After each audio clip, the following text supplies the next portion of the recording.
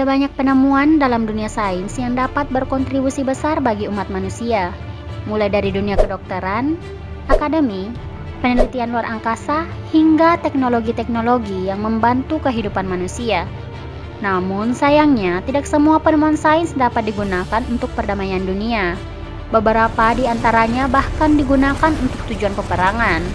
Ya, salah satu penemuan sains yang cukup populer adalah senjata-senjata mematikan. Inilah beberapa senjata mematikan yang ditemukan karena adanya rumusan sains. Tapi sebelum lanjut, jangan lupa klik subscribe dan aktifkan tombol loncengnya untuk dapat updatean video menarik lainnya dari channel ini. Senjata laser. Seperti yang diberitakan Popular Mechanics, senjata laser yang dipasang di kapal perang USS Portland merupakan salah satu senjata paling mematikan yang dikembangkan oleh Angkatan Laut Amerika Serikat. Senjata tersebut dinamakan The Optical Dazzling Interdictor Navy, di mana senjata ini dirancang untuk menghalau rudal dan drone. Nah, bagaimana laser tersebut bekerja? Laser bisa ada akibat frekuensi yang dihasilkan oleh gelombang cahaya, di mana laser yang digunakan untuk senjata memiliki energi yang cukup besar untuk menghancurkan sebuah objek benda. Laman How Stuff Works menjelaskan bahwa laser dapat ditembakkan dengan rentang jarak yang sangat jauh. Meskipun bersifat mirip cahaya, namun gelombang laser memiliki kekuatan yang jauh lebih besar dibandingkan dengan gelombang cahaya biasa. Laser melepaskan foton atau partikel cahaya yang ditransformasikan menjadi energi berupa panas. Senjata kimia. Gas kimia menjadi salah satu senjata mematikan yang terkadang juga digunakan dalam sebuah peperangan. Namun, dari semua senjata kimia yang ada, tidak semuanya bersifat mematikan. Ada beberapa yang dibuat untuk tujuan melumpuhkan dan memutahkan sesaat. Nah, dalam peperangan modern, senjata kimia pertama kali digunakan dalam Perang Dunia Pertama pada tahun 1914 sampai 1918, di mana senjata gas menyebabkan cedera lebih dari 1 juta korban dan membunuh sekitar 90.000 orang.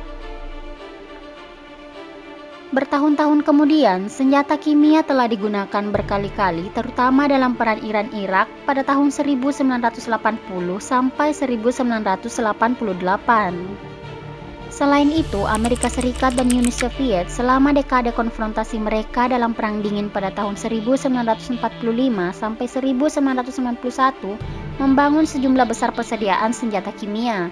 Dan akhir dari Perang Dingin tersebut, dibuatlah kesepakatan untuk melarang semua senjata kimia dari jenis-jenis yang telah dikembangkan selama Perang Dunia Generasi Pertama, Perang Dunia Generasi Kedua, dan Perang Dingin pada generasi ketiga. Layaknya senjata nuklir dan senjata biologis, senjata kimia juga diklasifikasikan sebagai senjata pemusnah massal. Senjata pemusnah massal sangat efektif dalam melumpuhkan musuh karena potensi ledakan, sifat racun, atau sifat membakarnya.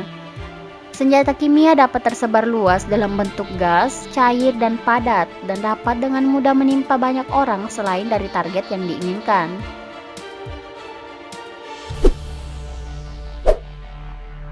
Senapan sniper dan senjata api.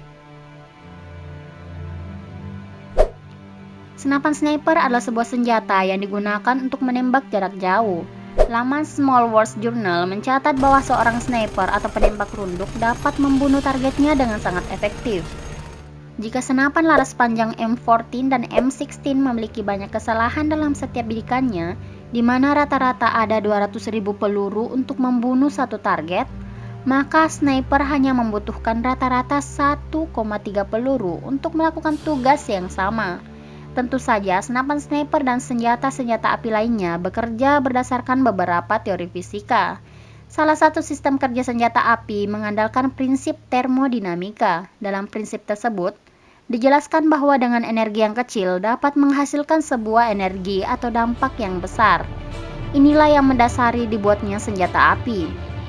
Dengan sebuah letupan kecil akibat benturan firing pin dengan pangkal peluru, maka dihasilkan sebuah ledakan energi bahan pendorong dalam peluru. Nah, akibat ledakan energi ini, sebuah peluru dapat melesat dengan kecepatan 1000 meter per detik dan menembus objek yang ada di hadapannya.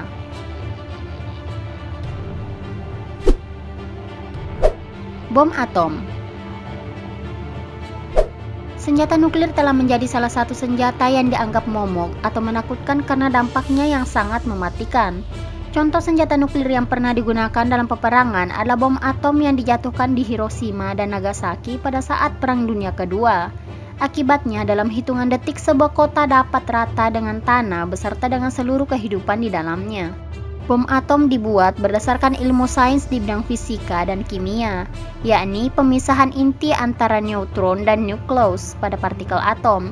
Ketika neutron dan nukleus atom bersatu, maka akan terjadi ledakan energi yang sangat dahsyat dan mematikan, bahkan dapat meratakan sebuah kota besar. Bom atom juga tak lepas dari rumusan sains terkenal dari Einstein. Rumusan ini memang menjadi cikal bakal pembuatan teknologi nuklir, termasuk senjata nuklir yang telah dimiliki oleh banyak negara besar di dunia. Tentu saja Einstein tidak mengharapkan bahwa rumusan yang ia gagas digunakan untuk kepentingan perang. Namun, apa daya, saat ini sudah ada banyak negara berlomba dalam membuat senjata nuklir. Bom hidrogen. Dengan kapasitas yang sama, bom hidrogen merupakan senjata yang lebih dahsyat dibandingkan dengan bom atom. Bahkan, kemampuan penghancurannya sangat masif, jauh lebih besar ketimbang senjata nuklir biasa.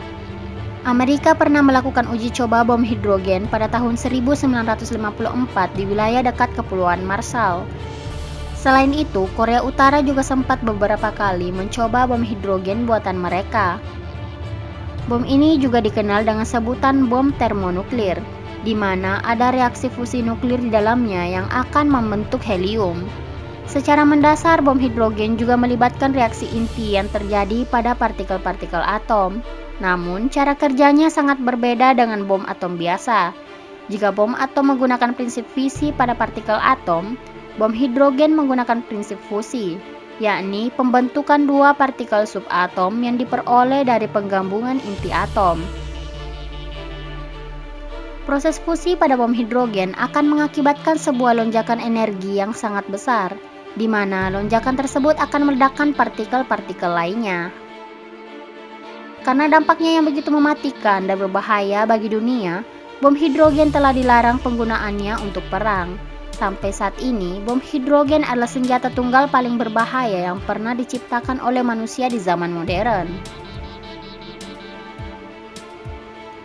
Nah, sahabat Hairin, sekian pembahasan mengenai senjata mematikan yang ditemukan karena rumusan sains. Dan untuk pembahasan selanjutnya, silahkan teman-teman tulis di kolom komentar di bawah. Jangan lupa tekan tombol subscribe, like and share video ini, and see you next video.